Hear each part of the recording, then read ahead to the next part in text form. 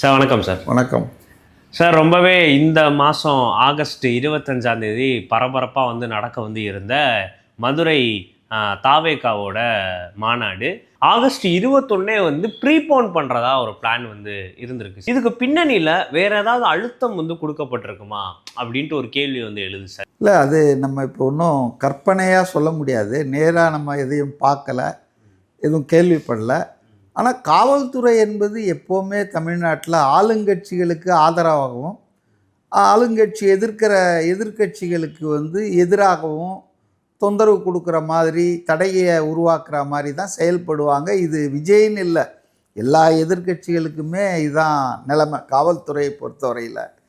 இப்போ மதுரையில் கூட இந்த மாநாடு ஒரு ஆகஸ்ட் 25 திட்டமிட்டதற்கு காரணம் அந்த டேட் ஒரு சிம்பாலிக்காக இருக்குது.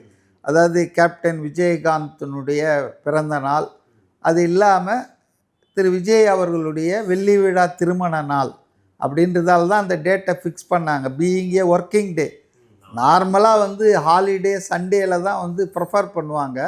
பட் அந்த டேட்டை சூஸ் பண்ணதுக்கு ஒர்க்கிங் டேவாக இருந்தாலும் காரணம் என்ன தான்.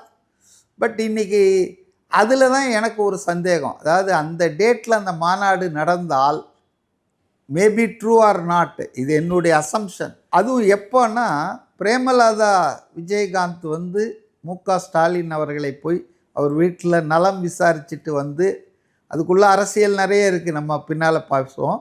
அதுக்கப்புறம் வந்த டெவலப்மெண்ட்டு தான் இந்த prime minister visit, Vinayagar Chaturthi, இதெல்லாம்.